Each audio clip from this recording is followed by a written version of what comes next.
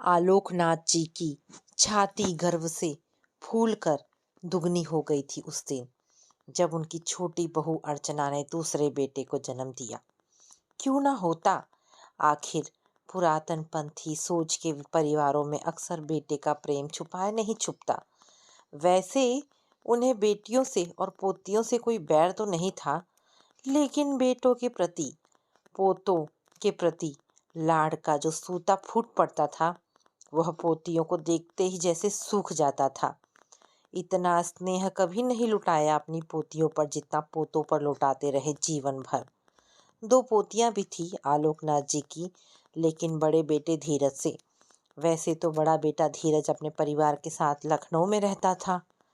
रहना बहुत चाहा उसने परिवार वालों के साथ, लेकिन बहू शोभना के कारण कभी टिकने ही नहीं दिया किसी ने उसे वहाँ। यूं बड़ी बहू शोभना स्वभाव की बुरी नहीं थी, परंतु ना जाने क्या बात थी कि कभी परिवार के सदस्यों ने उसे मन से नहीं अपनाया। शायद उसका पढ़ा लिखा होना ही उसका बड़ा दोष था। वह ससुराल में जब आई तो उसने पाया कि उसके मायके और ससुराल के माहौल में जमीन आसमान का अंतर था। वो एक पढ़ी लिखी और शिक्षित परिवार की बेटी थी, जबकि जिस घर में ब्याह कर आई थी उसके सदस्य पढ़ाई लिखाई से लगभग दूर का नाता ही रखते थे। केवल उसका पति धीरज ही था परिवार में एक शिक्षित और सरकारी नौकरी करने वाला सदस्य। शोभना का घर लखनऊ जैसे शहर में था। वह वहीं की पली बड़ी थी, और ससुराल थी कि एक कस्बे में जहाँ परिवार के सब रीति रिवाज और सोच शोभना की सोच से मेल नहीं खाती थी। शोभना के पिता की असमय मृत्यु और घर के अभाव के कारण ही शोभना की मां को ये रिश्ता करना पड़ा। किंतु अच्छी बात ये थी कि शोभना का पति धीरज सबसे अलग था। सरकारी नौकरी थी, पति की तरफ से उसे कोई शिकायत ना थी, ना ही कभी पछतावा हुआ इस शादी के कारण। शोभना ने इस बात को ज़्यादा तरजीह कभी नहीं दी और पहले दिन से ही कोशिश की कि परिवार के तौर तरीके सीखे और घुल मिल जाए सबके साथ। शोभना बहू ने ब्याह कराने के बाद सबका दिल जीतने की पूरी कोशिश की। घर की साज सज्जा नए ढंग से की, नए नए पकवान बनाने और खिलाने में भी कसर ना छोड़ी।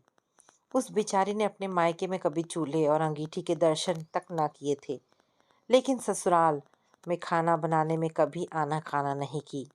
और सब बातें तो एक तरफ, उसने घर का टॉयलेट तक साफ करने में नाक भौं नहीं सिकोड़ी। सिलाई कढ़ाई भी की। अपना हर सामान सबके साथ साझा करने से कभी गुरेज ना किया। सबके साथ प्यार से रहने की पूरी कोशिश की। अब उसके विचार आड़े आ जाते थे। अब शहर में पलने बढ़ने के कारण उसे गांव के तौर तरीके नहीं आते थे, और कुछ उसके विचार आड़े आ जाते थे। उसे पता ही नहीं चलता था कि कब किसको क्या बात बुरी लग जाएगी। हंसने बोलने वाली शोभना कब सोच सोच के बोलने लगी पता ही ना चला। इतना करने पर भी सबका दिल जीत ही ना सकी।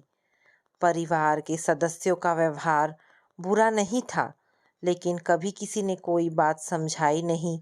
सबने चाहा कि शोभना उनकी बातें सुनकर खुद ही समझ ले। दूसरों की मिसालें देकर बात की जाती तो समझ में तो आ जाता था, पर यह बात उसे बहुत चुभती थी कि साफ कहकर कोई समझाने वाला ना था घर में। किसी भी नवविवाहिता से हमारा समाज ये उम्मीद करता है कि वह मायके से हंसती खेलती आई बेटी ससुराल में एक दिन में समझदार हो जानी चाहिए। यही कारण है कि परिवारों में मनमुटाव हो जाता है। किस्मत में ससुराल वालों से सम्मान लिखा ही नहीं था। कुछ दिनों बाद ही पति धीरज की नौकरी के कारण उसे भी घर से जाना पड़ा। शायद ये दूसरा बड़ा कारण था सबकी नाराजगी का। उसके बाद तो लाख कोशिश करने पर भी वह सबके मन में जगह न बना सकी। अच्छा स्वभाव और अच्छी नीयत ही नहीं, थोड़ी होशियारी भी चाहिए होती है सबका मन जीतने के लिए। यह उसे बहुत बाद में समझ आया, जब उसकी देवरानी अर्चना घर में आई। नई बहू ने आते ही काम काज तो संभाला ही, साथ ही सबकी हाँ में और हाँ और ना में ना, यही उसकी जीत का सबसे बड़ा मंत्र था। जो शोभना कभी ना कर पाई। उसका मन, उसके विचार, उसकी सोच अलग थी। वो आंखें बंद करके सिर्फ इसलिए सबकी हाँ में हाँ नहीं मिला सकती थी कि घर के लोगों का ये मानना था तो यही सही है। उसने गलत बातों को हमेशा गलत ही माना। शायद ये उसका एक बड़ा दोष रहा। उसके उचित अनुचित के तर्क भी घर के लोगों को पसंद नहीं आते थे। अर्चना शोभना की देवरानी गांव की रहने वाली थी, जबकि शोभना शहर की। शोभना झूठी तारीफ करके किसी से अपना काम नहीं निकलवा सकती थी, जबकि अर्चना इसमें माहिर थी। अर्चना आलोकनाथ जी की नज़रों के सामने उनकी अम्मा जी यानी दादी सास के सम्मान का ढोंग करती, जबकि उनके पीछे से अम्मा जी को पिछले दिन की बासी रोटी गरम करके देने से भी ना चूकती थी। अम्मा जी बेचारी सब समझती थी लेकिन कभी कुछ कहती ना थी।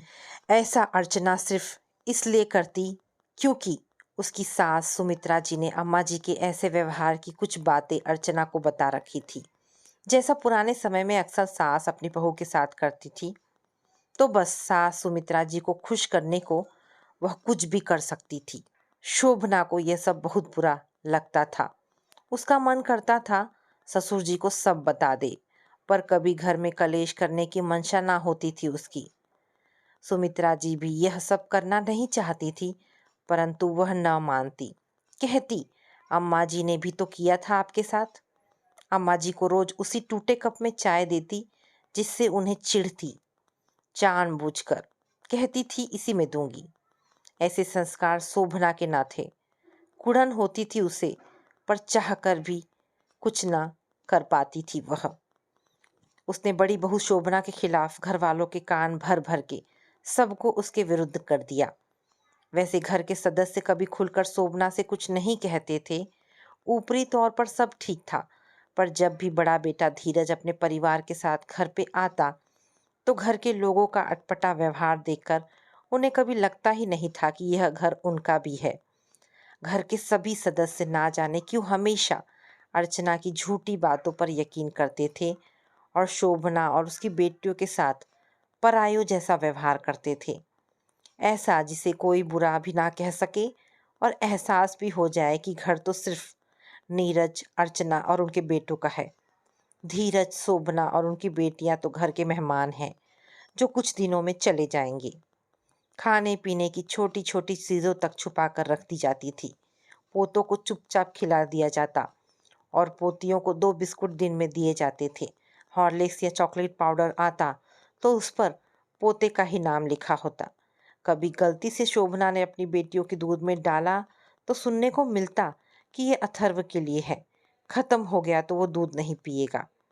ऐसे में शोभना मन महसूस कर रह जाती, किसी से कुछ न कह पाती। यहाँ तक कि उन्हें उनका सामान ठीक तरह से रखने के लिए जगह तक देने को तैयार नहीं था कोई। जहाँ भी शोभना अपना कोई सामान रखती उसे कहा जाता, यहाँ से हटा लो, यहाँ तो ये रखा जाता है। वहाँ से हटा लो, वहाँ तो ये किया जाता है। घर के बरामदे में ही रखा रहा उनका सामान, जब तक वे घर छोड़कर चले ना गए। तिस पर दोस्त सारा शोभना के सर मढ़ दिया गया कि परिवार के साथ रहना उसके बस की बात नहीं है। अर्चना का इरादा शुरू से ही घर की जमीन जायदाद को अकेले हथियाने का था और उसके पति और बच्चों की नीयत भी कुछ ऐसी ही थी। जब नौकरी छोड़कर बड़ा बेटा घर आया तो सबका व्यवहार ऐसा था कि वे लोग घर पर ही टिके ही न रहें, क्योंकि अगर ऐसा हुआ तो अंत में जमीन जायदाद का बंटवारा हो जाएगा। अर्चना और उसका पति अपना एक छत्र राज चाहते थे घर पर। भाती तो उसे अपने दोनों नंदे भी नहीं थी, लेकिन कभी किसी को यह बात समझ में इसलिए नहीं आई क्योंकि परिवार का हर सदस्य उन दोनों पर आंख मूंद कर भरोसा करता था। जब तक अपने घर में यह सब नहीं देखा था तब तक ऐसी बातों पे यकीन नहीं होता था कि सचमुच खून पानी हो जाता है। नीरज ने अपनी बड़ी बहन तक पर इल्ज़ाम लगा दिया कि उसकी बेटी प्रिया की शादी में दिया गया सारा सामान मायके से ही गया है चोरी चोरी। उसे लगता था कि दुकान तो अच्छी खासी चलती है, लेकिन यहाँ तो सब बेटियों के घर में भरा जाता है, जबकि ऐसा कुछ भी नहीं था। कोई उसे पूछने वाला नहीं था कि क्या दूसरों ने अपना स्वाभिमान गिरवी रखा हुआ है।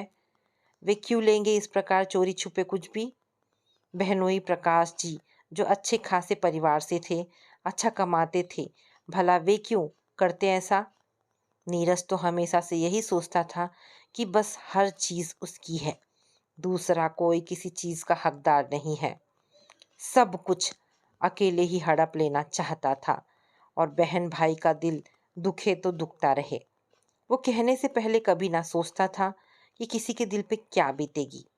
माँ और पिताजी जीवन भर उनके लिए खपते रहे। नीरज ने घर में रहते हुए हर तरह की सुख सुविधा से परिपूर्ण जीवन व्यतीत किया।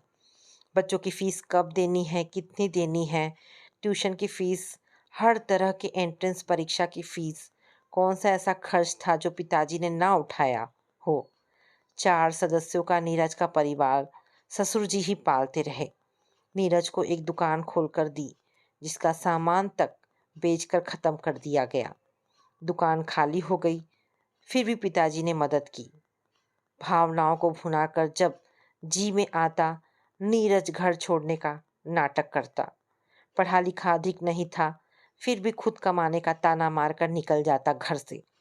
लेकिन अर्चना इतनी चालाक थी कि उसने कभी घर नहीं छोड़ा और कहती रही, माँ पिताजी, मैं तो आप दोनों की सेवा करूंगी, आपको इस उम्र में अकेले छोड़कर ना जाऊंगी। इसके पीछे जो मंशा थी उसका किसी को भी पता नहीं चला। कैसे चालाकी से उसने सारे दांव खेले कि किसी को कभी शक ही ना हुआ कि उसके दिमाग में चल क्या रहा था। वह इस बात को भी खूब जानती थी कि उसके पति को ऐसा कोई काम ना मिलेगा कि वह स्वतंत्र रूप से अपने परिवार को पाल सके। दरअसल उन दोनों पति पत्नी को अगर किसी चीज से लगाव था तो वो थी आलोकनाथ जी की संपत्ति। उनके दोनों बेटे बड़े हुए तो उनका दिमाग भी उसी दिशा की ओर बढ़ने लगा और पढ़ाई लिखाई में उनका मन कभी ना लगा। फिर भी आलोक नाथ जी उनकी शिक्षा दीक्षा पूरी करने में कभी कोई कोर कसर ना छोड़ी। अच्छे से अच्छे स्कूल में एडमिशन दिलाने के अलावा महंगे ट्यूशन, महंगी किताबें और ना जाने क्या क्या। उन्हें क्या पता था कि वे आस्तीन में सांप पाल रहे थे। दिन बीतते गए। नीरज बार बार घर छोड़ने का नाटक करता, फिर माँ जी और बहनें मनाकर बुला लेती। पिताजी की उम्र बढ़ रही थी और नीरज के बेटे जवान हो गए थे। अब पिताजी की एक ना सुनते थे। वे जो पिताजी को बुरा लगता वही काम करते। पिताजी दुखी होते थे, काफी बीमार भी रहने लगे थे। धीरज और शोभना जब तब मिलने आते थे। माँ कभी घर के गेहूं गुड़ घी दे देती थी तो नीरज और अर्चना से बर्दाश्त ना होता। उसने झगड़ा कर करके सब छुड़वा दिया। सुमित्रा जी को वैसे अपने छोटे बेटे और उसकी पत्नी और बच्चों में कभी कोई खोट दिखता ही नहीं था। वे हमेशा गलती आलोकनाथ जी की ही बताती थी। बेचारे पिताजी ने कभी अपने लिए कुछ ना सोचा। घर की दशा कुछ अच्छी नहीं थी। सबको जमीन का मुआवजा मिलने का इंतजार था। बस दिन काट रहे थे, क्योंकि 6 लोगों के परिवार का गुजर बसर एक छोटी सी दुकान से बड़ी कठिनाई से ही होता था। अब पिताजी को उसी में दुनियादारी, बेटियों का तीज खिचड़ी, लेन देन और भी ना जाने क्या क्या निपटाने की चिंता रहती थी।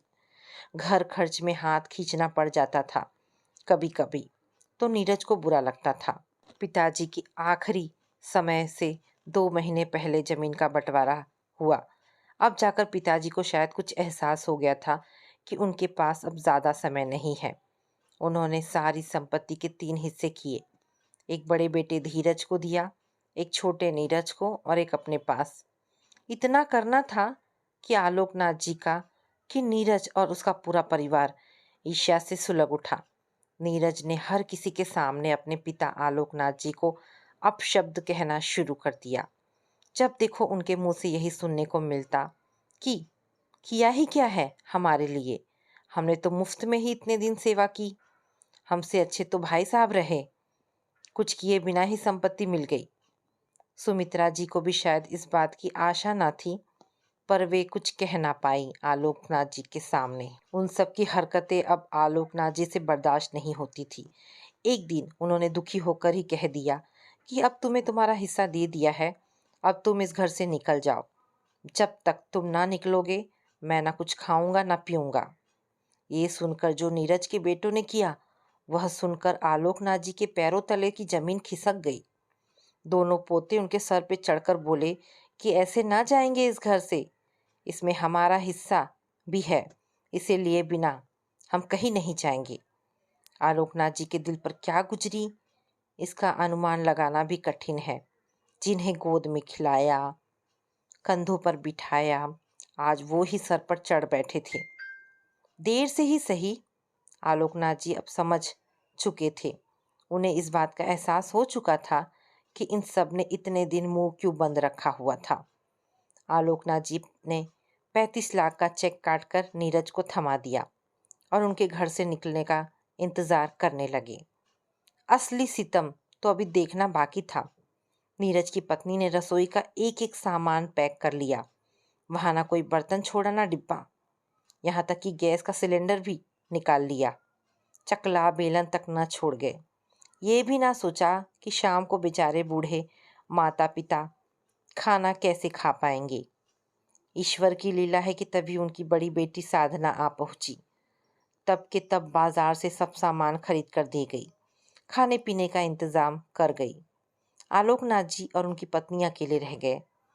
बेटी के जाने के बाद अगले दिन जब धीरज को सब पता चला, तब वह आया और जिस चीज की जरूरत थी वो रख कर गया। शोभना ने यहाँ तक कि कहा कि वो अपनी नौकरी छोड़कर आ जाएगी माता पिता के पास, परंतु सास ने मना कर दिया।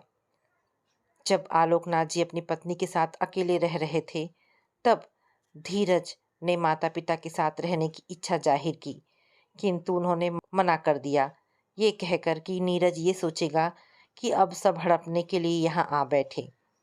धीरज को लगा कि वे सही कह रहे हैं। उसने हर 8-10 दिन में ये सोचकर माता पिता के पास आना शुरू कर दिया कि वे अकेले थे, लेकिन इस पर भी नीरज और उसके परिवार ने ताने मारने में कसर ना छोड़ी। अब तो ताऊ जी रोज ही आने लगे हैं, पता नहीं क्या चाहते हैं। धीरज को पता लगा तो उसने आना कम कर दिया, किंतु जिस दिन पिता की मृत्यु का समाचार मिला उसे स्वयं पर ही क्रोध आया। यदि उसने नीरज के बच्चों की बात को दिल से न लगाया होता तो शायद आज वह अंतिम समय में उनके पास ही होता। अपनी इस भूल के लिए शोभना और धीरज स्वयं को कभी माफ ना कर पाए। ये झटका आलोकनाथ जी ना झेल सके और लगभग 1 महीने में ही चल बसे। बेचारे भरे पूरे परिवार के होते हुए आखिरी समय में घर में अकेले थे। भाग्य की विडंबना ही है कि 2 पोतों के दादा बनकर जो आलोकनाथ जी फूले ना समाते थे, वे अंत समय में एकदम अकेले थे। नीरज का लालच अभी भी पूरा ना हुआ था। वो पिता की मृत्यु पर घड़ियाली आंसू बहाने के बाद वहीं टिक गया और घर, दुकान, आलोकनाथ जी की नई गाड़ी, हर चीज पर कब्जा कर लिया ही। 13वीं पर ही जो हंगामा किया कि बड़े भाई और भाभी के घर से चले जाने के बाद ही शांत हुआ। जिस मकान के पैसे पिता से ले चुका था, बेशर्मों की तरह उसी पर अधिकार जमाकर बैठ गया। घर बाहर वालों में से किसी की शर्म ना थी उसको। कुछ ही दिन माँ वहाँ गुजार सकी और फिर अपने बड़े बेटे और बहू, जिन्हें कभी परिवार वालों ने घर का सदस्य नहीं समझा था, उन्हीं के साथ जाकर रहने लगी। ये अलग बात है कि वे मन से वहाँ रह ना पाए, क्योंकि उनसे कभी इतना लगाव रहा ही नहीं। माँ तो माँ होती है, अपने बच्चे कभी बुरे तो नहीं लगते माँ को, लेकिन उस घर को उन्होंने कभी अपना घर समझा ही नहीं। बड़ा बेटा, बहू कमी ना छोड़ते थे उनकी देखभाल में, किंतु 1 महीना ही टिक कर रह पाती थी वे हर बार, और फिर बेटियों के पास रहने चली आती थी। उनकी गलती ना थी। जहाँ इंसान कभी रहा ना हो अपना घर छोड़कर, यदि वहाँ रहना पड़े तो कठिनाई होती ही है। शोभना और धीरज नौकरी पर चले जाते थे, वक्त बिताती भी तो कैसे। देखिए भाग्य की विडंबना, 2-2 बेटों के होते हुए वे बेटियों के यहाँ जीवन काट रही थी। यूं चली जाती थी कभी कभी बड़े बेटे के पास, परंतु बड़े ही बेमन से। समय जो ना दिखाए वही कम है।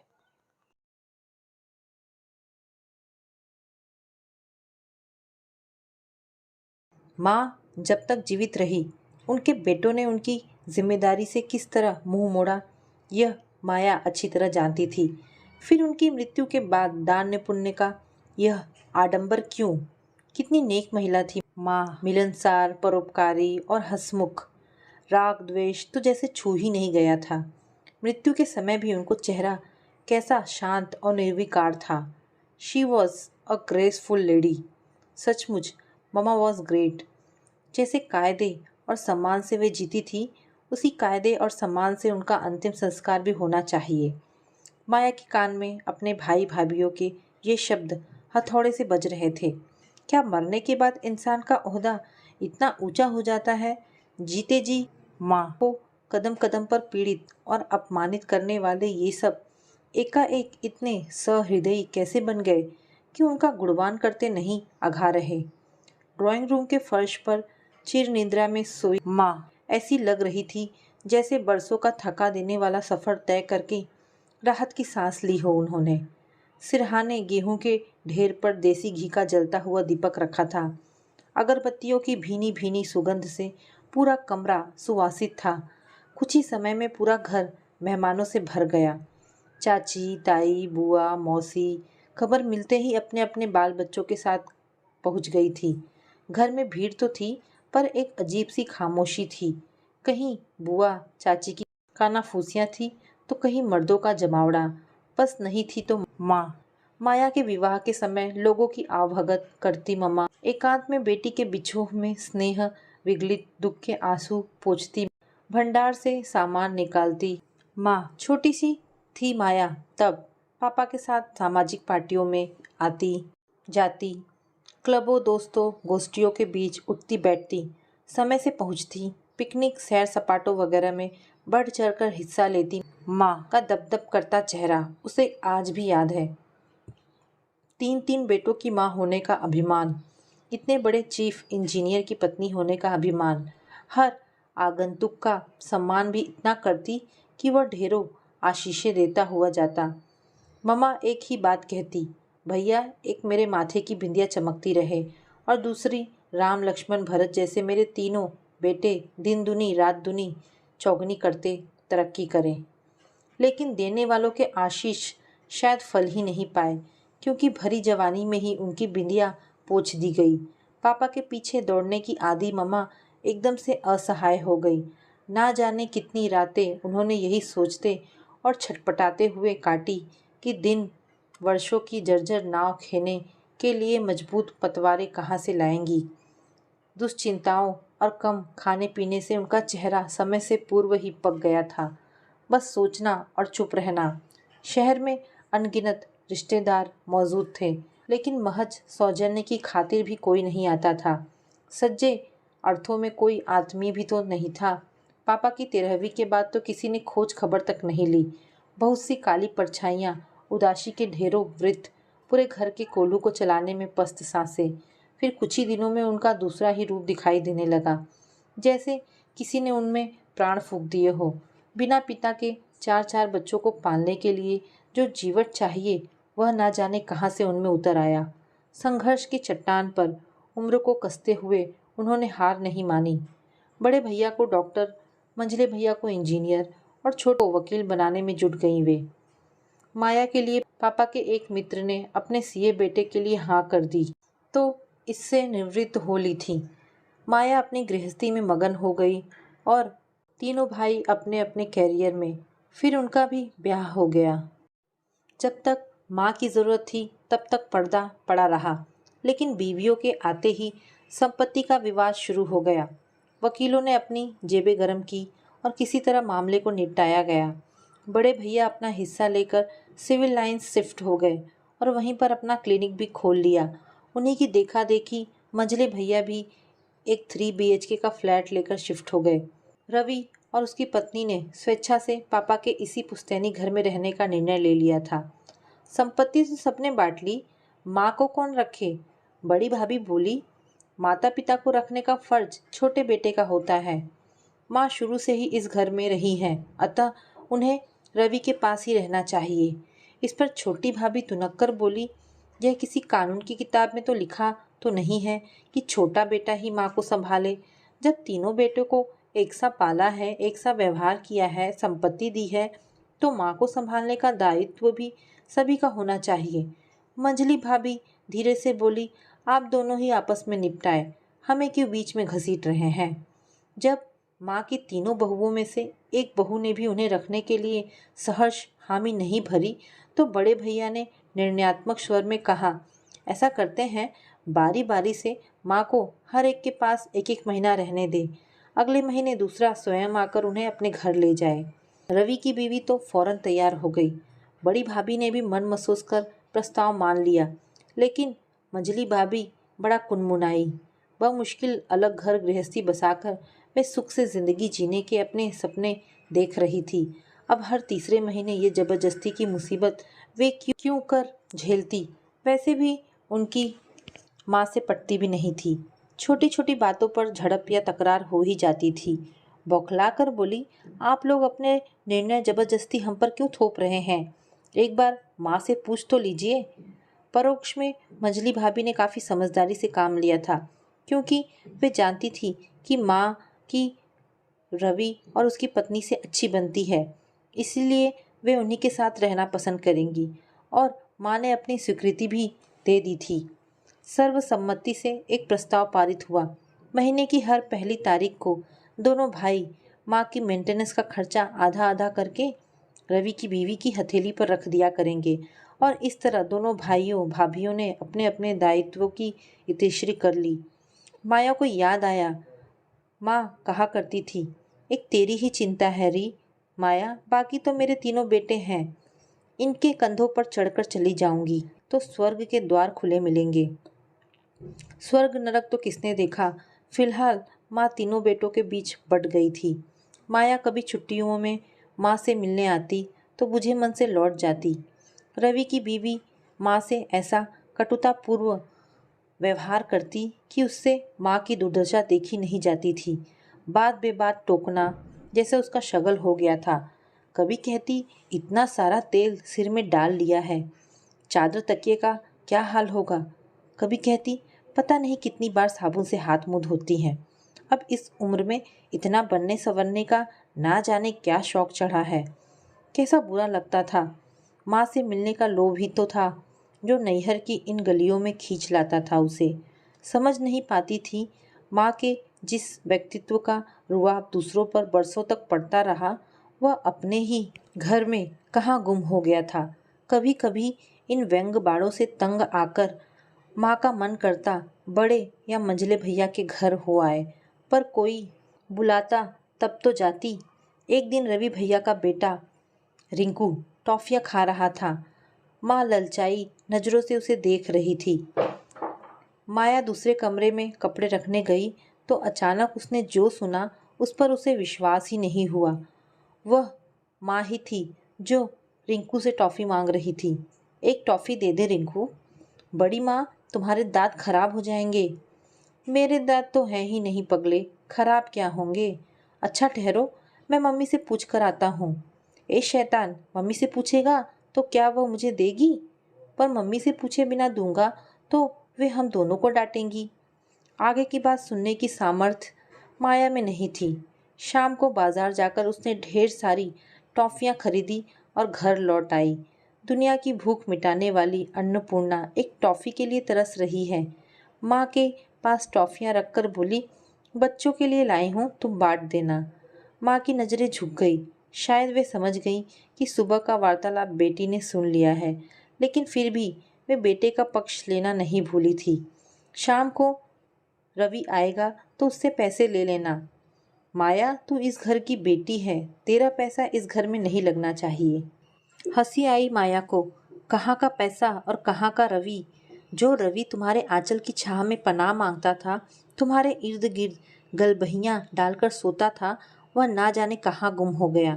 अब वह अपनी पत्नी का पति है, बच्चों का पिता है, बड़ा हो गया है तुम्हारा बेटा। माया, क्या जानती नहीं, रवि अब अपनी माँ की छाया से भी दूर भागता है। संवादों का माध्यम तो अब घर का नौकर रामू ही हो गया है। माँ का खाना तक उसी के हाथ भिजवा दिया जाता है। माँ बेचारी कभी तो अबोध बालक की तरह चुपचाप खा लेती, कभी जिद पर उतर आती। हमें नहीं खानी ये बेस्वाद दाल, मरा ना कोई बघार ना कोई छौंक, घास फूस की रोटियां और बिना घी तेल मसाले की सब्जी। हम तो ऐसा स्वादिष्ट भोजन पकाते थे कि खाने वाले उंगलियां चाटते रह जाते थे। ये बीमारों वाला खाना मेरे गले से तो नहीं उतरता। लेकिन रामू माँ की शिकायत सुनने के लिए ठहरता ही कब था। वह भी जानता था भूख से बेहाल माजी वही थाली भी चट कर जाएंगी। जब से रवि की पत्नी का साम्राज्य इस पूरे घर पर स्थापित हुआ है, माँ चिड़ी चिड़ी होती जा रही थी। किसी की हर गतिविधि पर अंकुश लगाया जाएगा तो इंसान चिड़चिड़ाएगा ही। और कुछ नहीं तो आंगन में बैठी माँ कई बार बेवजह ही चिल्लाने लगती, बहू ज़्यादा सीटी ना लगाना, तुम्हारे कुकर में दाल लपसी सी बन जाती है। कमरे के अंदर बैठी अकेली मम्मा अंदाज़ा लगा लेती, अब सब्जी कट रही होगी। अरे रामू, भिंडी धोकर सुखा लेना तभी कुरकुरी बनेगी। कल बैंगन आलू के एक से टुकड़े कर दिए थे तभी तो बैंगन गल गए, आलू कच्चे ही रह गए। जले बघार की गंध आती तो माँ तड़प कर रह जाती। रवि कैसे खाएगा, ऐसी दाल तो उसे पसंद नहीं है। माँ की चिंता शुरू हो जाती, पर विडंबना यह होती कि रवि आकर उसी दाल को बहुत सौंधा और स्वादिष्ट बताता और माँ के मुंह पर ताला पड़ जाता। ऐसे समय में माँ की निडरता और बढ़ जाती। वे समझ गई थी कि अब उनके अस्तित्व का उनके परिवार के लिए कोई महत्व रह ही नहीं गया है। अकेलेपन और सूनेपन से उन्हें खौफ सा महसूस होने लगा था। इस खौफ से निजात पाने के लिए वे जब तक ईश्वर से प्रार्थना करती कि उन्हें अब इस संसार से उठा ले, और ईश्वर ने उनकी सुन भी ली। माँ को भयंकर हार्ट अटैक आया। तीनों भाइयों ने मिलकर उन्हें शहर के सर्वोत्तम नर्सिंग होम में दाखिल करवाया। दोनों बड़ी भाभियाँ बारी बारी से अस्पताल में रहीं। रवि की पत्नी भी स्वादिष्ट पकवान डिब्बों में भेजकर माँ की सेवा में अपना योगदान देती रही। मंजली भाभी मौका मिलते ही कह डालती, अब जैसी भी हैं हमारी माँ ही है ना, सेवा करना हमारा फर्ज है और हम कर भी रही हैं। बाकी उन्होंने जैसा व्यवहार हमारे साथ किया है हम ही जानते हैं। लोग हैरानी से उन्हें देखते, अटकलें लगाते और चले जाते। ना जाने माँ ने कौन सा कहर ढाया था इनके ऊपर। माया सोचती रह जाती। माँ ने 2 दिन बाद ही दम तोड़ दिया था। आनन फानन में उनका निर्जीव शरीर अस्पताल से स्थानांतरित कर घर ले आया गया। मोहल्ले और समाज बिरादरी के लोग का जमघट लग गया। तीनों भाभियां जोर जोर से विलाप कर रही थीं।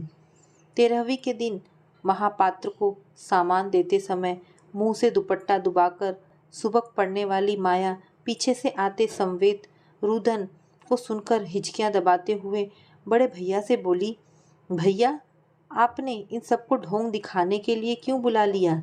ये वही बुआ चाची हैं जो जिंदगी भर माँ को ताने मार मार कर छिड़ती रही हैं। पास ही अजीत भैया खड़े थे। अपना गुस्सा दबाकर बोले, क्या कहें, क्यों बुला लिया? ना बुलाते तो शिकायतों का अटूट सिलसिला हमें उम्र भर जीने नहीं देता। हमें भी समाज में रहना है और यही लोग समाज हैं। आज के सगे भाई बहन कल रिश्तेदार और परसों समाज बन जाते हैं। माया जरा गुड़िया को हलवाई से 2 लड्डू दिलवा दे, कब से रो रही है। पसीना पोंछती बड़ी भाभी आई और गुड़िया को माया के हवाले करके कमरे से बाहर निकल गई। भाभी अभी रो कौन रहा था? माया ने तनिक हैरानी से मंजली भाभी से पूछा। अरे वह मैं ही थी, मंजली भाभी बोली। इस मौके पर जब कढ़ाई में पहली पूरी पड़ती है तो रोया जाता है। बड़ी भाभी जरा बाहर निकल गई थी, इसलिए मुझे ही पहली पूरी डालने की रस्म निभानी पड़ी। जीते जी दंगम दंगा मरे पछाए गंगा। माया का चेहरा गुस्से से तमतमा गया, लेकिन माँ की तीनों बहुएं पल्ले से सिर ढांपती कमरे से बाहर निकल गई थी। कुछ ही देर में उनके औपचारिक रुदन का स्वर वातावरण में फैल गया। कुछ औरतें उनकी पीठ पर हाथ फेरते हुए उन्हें चुप कराने लगी। 13वीं के दिन तीनों भाइयों ने बढ़ चढ़कर खर्चा किया। तरह तरह की मिठाइयाँ, नमकीन, हलवा, पूरी लोगों को खिलाए गए। पंडितों को मुँह मांगी दक्षिणा दी गई। अनाथालयों में दान दिया गया। जीते जी माँ को सम्मान, सेवा, आदर, प्रेम भाव ना देने वाले ये तीनों भाई भाभियाँ कल शायद अपने अपने दायरे और अपनी अपनी दुनिया में कैद हो जाएं। लेकिन तब क्या उन्हें उस निरीह वृद्धा का, जो दुर्भाग्य से उनकी माँ थी, ख्याल नहीं आएगा? दया आ गई माया को उनकी नासमझी पर। बड़े भैया और मंझली भैया हिसाब कर रहे थे। 200 कंबल भिखारियों को दिए, अनाथ आश्रम 1000 रुपये, ब्राह्मण भोज पर 5000 रुपये लगे, शैया दान पर 9000 रुपये, कुल। भैया छोड़ो पैसे का चक्कर, मैं अभी 20,000 का चेक काट देता हूँ, बाकी आप देख लेना। यह रवि था, माँ का छोटा लाडला बेटा। समाज के सामने इंसानियत और शराफत का मुखौटा चढ़ाए तीनों भाई स्वयं में फूले नहीं समा रहे थे। हंसी आई माया को। जीते दिए ना कोरा, मरे पछाए चौरा। उसकी आंखों के सामने रिंकू से टाफी मांगती माँ की तस्वीर घूम गई। तो दोस्तों, ये कहानी आपको कैसी लगी मुझे कमेंट करके अवश्य बताएं। अगर आपको कहानी पसंद आई हो तो प्लीज़ इसे लाइक एंड शेयर करें। धन्यवाद दोस्तों।